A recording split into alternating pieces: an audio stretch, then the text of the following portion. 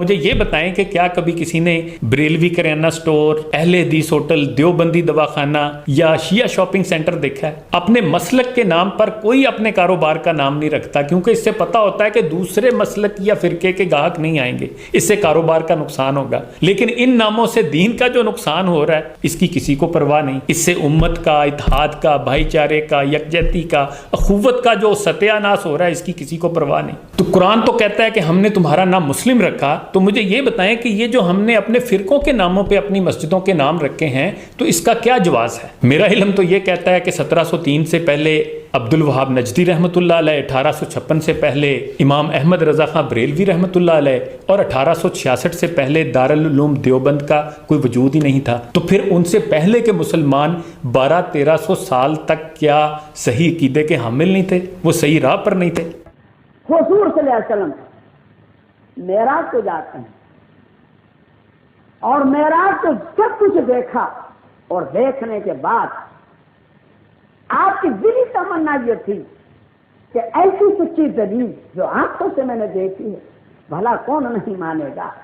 دنیا پہ جانے کے بعد وہ محنت کروں، وہ سمجھانے میں ڈھب اختیار کروں کہ جتنی بھی دنیا میں مخلوق ہے وہ ساری کی ساری جنتی ہو جائے اور جہنم توری کی توری پڑی رہے۔ یہ آپ کی تمنا تھی۔ جب آپ نے محنت آ کر کی تو 3 طبقے ہو گئے۔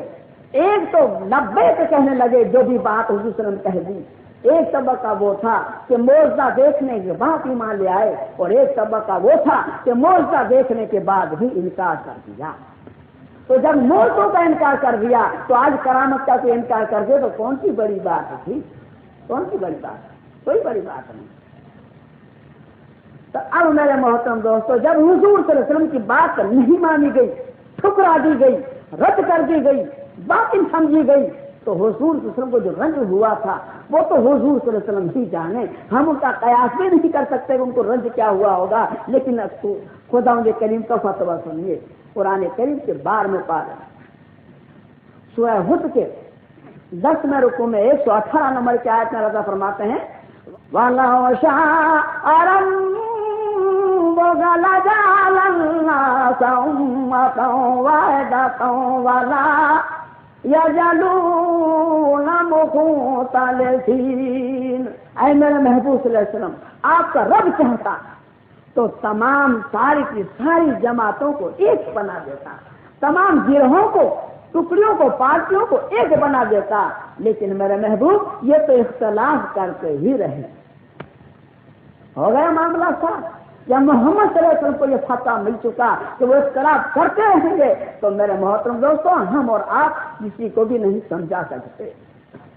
سمجھ میں اسی کو آئے گا جس کی قسمت میں ہدایت ہوگی، اور ان تمام جھگڑوں کا فیصلہ، ان تمام اختلافوں کا فیصلہ نمبر دینے کے بعد بھی اگر تسلی نہ ہو تو اس کا فیصلہ حشر کے میدان میں ہوگا۔ قرآن کریم کے 70ویں پارے میں سورہ حج کے 9ویں رکوع میں 69 نمبر کی آیت میں ذرا فرماتے ہیں اللہ یحکم بینکم یوم القیامۃ فیما کنتم فیہ تختلفون۔ تم جن جن باتوں میں لڑ رہے ہو، جن جن باتوں میں اختلاف کر رہے ہو، جن جن باتوں میں بحث کر رہے ہو، ان کا عملی فیصلہ خداوند کریم قیامت کے دن کر دے گا، تو دنیا میں نہیں ہوگا۔ 100 نمبر دینے کے باوجود جب کسی کو تسلی نہ آئے میرے بھیا تو اس کا فیصلہ پھر دنیا میں نہیں ہوگا، اس کا فیصلہ حشر کے میدان میں ہوگا۔ تو اب اللہ تبارک و تعالیٰ فرماتے ہیں کہ وہ تو گروہ گروہ رہیں گے، اور حضور نے کیا فرمایا کہ ایک گروہ جنتی باقی سب جہنمی۔ یہ تو حدیث تھی، مگر آیت کریمہ کو بھی سنیں، آیت کریمہ کو بھی سنیں۔ قرآن کریم کے 21 میں پارہ سورہ روم کے 4 رکوع میں 32 نمبر کی آیت میں فرماتے ہیں مِنَ الَّذِينَ فَرَّقُوا دِينَهُمْ وَكَانُوا شِيَعًا۔ جن لوگوں نے دین میں اختلاف کر کے پھر پارٹی بنا لی، پارٹی بنا لی، كُلُّ حِزْبٍ بِمَا لَدَيْهِمْ فَارِغُونَ، اور ہر گروہ یہ سمجھ رہا ہے کہ ہم حق پر ہیں، ہر گروہ یہ سمجھ رہا ہے۔ وہ اس کے پاس قرآن کی دلیل نہ ہو، حدیث کی دلیل نہ ہو، فقہ کی دلیل نہ ہو، لیکن وہ یہ سمجھ رہا ہے کہ ہم حق پر ہیں۔ جب رانگ سائڈ کو رائٹ سمجھنے لگے اس کو ہدایت کے ہونا محال، مشکل میرے بھائی۔ تو اب یہ تو اللہ نے فرما دیا۔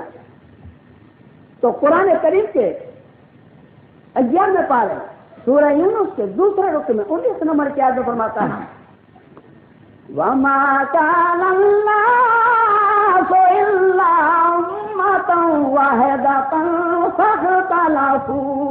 یہ جو یہ جماعتیں جو ہیں پہلی ایک ہی جماعت تھی، پھر بعد میں پھر اس کے بعد میں گروہ پالتی ہو گئی۔ کیوں ہو گئی؟ کس لیے ہو گئی؟ قرآن کریم کے 25 میں پارے ہیں سورہ شورى کے دوسرے رکن میں 14 نمبر کی آیت میں فرماتا ہے وَمَا تَفَرَّقُوا إِلَّا مِن بَعْدِ مَا جَاءَهُمُ الْعِلْمُ بَغْيًا بَيْنَهُمْ۔ یہ لوگ جو ٹکڑے ہوئے جا رہے ہیں، گروہ پارٹی ہوئے جا رہے ہیں، ان کو علم حق آ جانے کے بعد بھی اپنی ضد سے ہوئے جا رہے ہیں۔ علم تو ہے، حق اور نہ کی دلیل تو قرآن حدیث میں موجود ہے، لیکن ضد میں میرے بھیا ہوتے چلے جا رہے ہیں۔ کیسے ضد میں ہو گئے؟ اس کی ہماری سمجھ میں یہ بات کیسے ہے کہ بھائی ضد میں گروہ ہوتے چلے جا رہے ہیں؟ قرآن کریم کے پہلے پارے سورہ بقر کے 8ویں رکن 65 اور 66 نمبر کی 2 آیت میں فرماتے ہیں وَلَقَدْ عَلِمْتُمُ الَّذِينَ اعْتَدَوْا مِنكُمْ فِي السَّبْتِ فَقُلْنَا لَهُمْ كُونُوا قِرَدَةً خَاسِئِينَ۔ تمہیں ان لوگوں کا قصہ معلوم ہے جو حد سے آگے بڑھ گئے۔ ہم نے اس پر ہفتے والے دن کو مچھلی کا شکار کیا مگر وہ آگے بڑھ گئے تو ہم نے بھی کہہ دیا کہ تم ذلیل بندر ہو جاؤ، وہ ذلیل بندر ہو۔ پھر یہ 65 نمبر کی 66 نمبر کی آیت فرماتے ہیں فَجَعَلْنَا نَكَالًا لِمَا بَيْنَ يَدَيْهَا وَمَا خَلْفَهَا وَمَوْعِظَةً لِلْمُتَّقِينَ۔ اس زمانے والوں کے لیے اور آنے والے لوگوں کے لیے ہم نے ایک عبرتناک واقعہ اور پرہیزگاروں کے لیے ایک نصیحت کی دلیل بنا دی ہم نے۔ وہ کیسے ہو گئے؟ ایک امت پر اللہ تبارک تعالیٰ نے ان پر جمعہ فرض کیا تو انہوں نے کہا کہ ہم کو جمعہ پسند نہیں، ہم کو شنیچر دے۔ اللہ کی بات پسند نہیں کی، اپنوں نے مانگی اپنی طرف سے، تو اللہ تعالیٰ نے ان کی خواہش کو پوری کر دی کہ اچھا چلو شنیچر کو تم کو دے دیا، لیکن ایک شرط کے شنیچر کے دن تمہارے پر مچھلیوں کا شکار ہے۔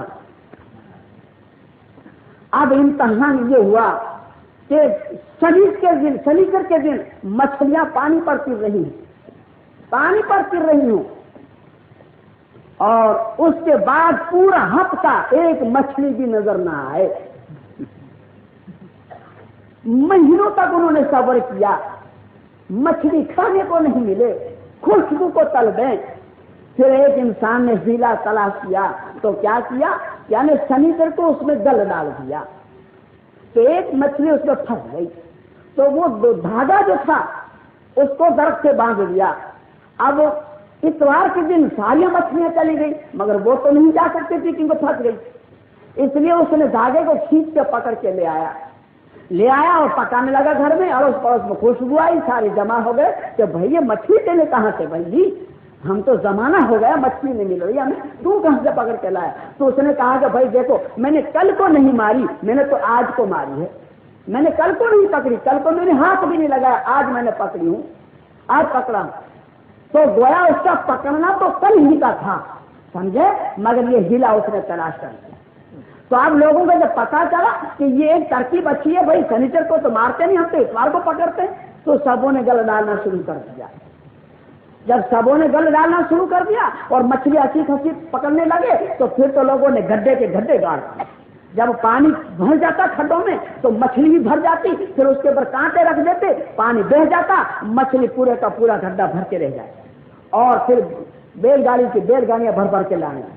تو اس میں 3 جماعتیں، ایک جماعت تو وہ ہو گئی جو مچھلی مارنے والی تھی، اس میں ایک مولوی کی جماعت تھی جو حق پرست تھی، وہ انہیں منع کر رہی تھی کہ یہ تمہارا ہیلا ہے اور حرام ہے، اس کو مت کرو، مت کرو، خدا سے ڈرو، اس کے قہر پر غضب سے ڈرو۔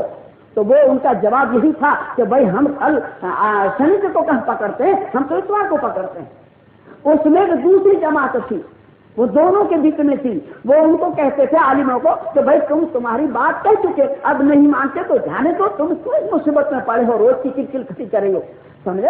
اور ان کو جا کر کہتے تھے کہ ارے بھائی تم تو شنیچر کو کہاں مارتے ہو بھائی، یہ تو تم اتوار کو پکڑتے ہو، یہ خواہ تمہارے دماغ چاٹ رہے ہیں، ہمیں یہ جائز ہے، یہ حلال نہیں، حرام نہیں ہے، یہ تمہارے لیے جائز ہے۔ اس میں ایک عالموں کا جو ایسے ہے، اب ایسے چلتے چلتے مہینوں تک چلتا رہا، جو حق پرست تھے انہوں نے ان دونوں کے بیچ میں سے اپنی دیوار کھینچی، رہن سہن الگ کر دیا، کیا معاذ اللہ تمہارے پر عذاب آئے گا، کہیں ایسا نہ ہو کہ ہم بھی اس میں پھنس جائیں۔ اب کچھ دنوں کے بعد کیا دیکھتے ہیں کہ دن کے 9-10 بج گئے، کوئی دروازے ہی نہیں کھولتا، سارے کے سارے بند۔ کسی ایک لڑکے کو اوپر چڑھایا، بھائی دیکھ بھی تو، اور لڑکا جب اوپر چڑھ کر دیکھا تو کیا دیکھا کہ سارے کے سارے بندر ہو چکے، بڑے تھے وہ بندر، عورتیں بندریاں، اور چھوٹے بچے تھے وہ چھوٹے بندر۔ انہوں نے جا کر اندر جا کے دروازے توڑے اور بندر سب نکلے، سب پہچانا جاتا ہے یہ فلاں ہے، یہ فلاں ہے، یہ فلاں ہے، اور سب ان کے قدموں میں لوٹ رہے ہیں، لپک رہے ہیں، مگر اب کیا معاملہ تو نہیں چکے۔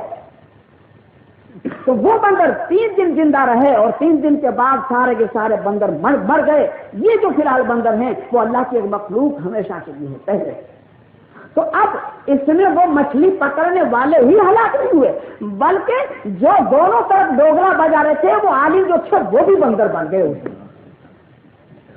تو یوں گروہ ہو گئے۔ علم حق آ جانے کے بعد آپس کی ضد کہ اس میں حرج کیا ہے، میرے محترم دوست ابھی سنیے دلیل حرج کیا ہے، حرج کیا ہے اس کو سنیے۔ اب میرے محترم دوستو یہ اس طرح سے گروہ ہوتے الگ الگ۔ تو ہماری جماعت میں بھی کتنی جماعتیں ہیں؟ ایک تو صرف ایک قرآن کو مانتے اور وہ اپنے آپ کو سنت والجماعت کہتے ہیں۔ ایک ہماری جماعت میں وہ جماعت ہے جو قرآن اور حدیث کو مانتے اور کہتے ہیں کہ ہم سنت والجماعت۔ ایک جماعت وہ جو قرآن حدیث اور فقہ کو مانتی ہیں اور کہتے ہیں کہ ہم سنت والجماعت۔ اور چوتھی ایک جماعت ایسی ہے نہ قرآن کو مانے، نہ حدیث کو مانے، نہ فقہ کی کتابوں کو مانے، وہ بھی کہتے ہیں کہ ہم سنت والجماعت۔ یعنی جہنمی اپنے آپ کو کون کہے گا بھیا، سبھی اپنے آپ کو جنتی کہہ رہے ہیں کہ کتنا ہی غلطی پر ہو، کتنا ہی رونگ ہو، لیکن سمجھ رہے اپنے آپ کو جنتی۔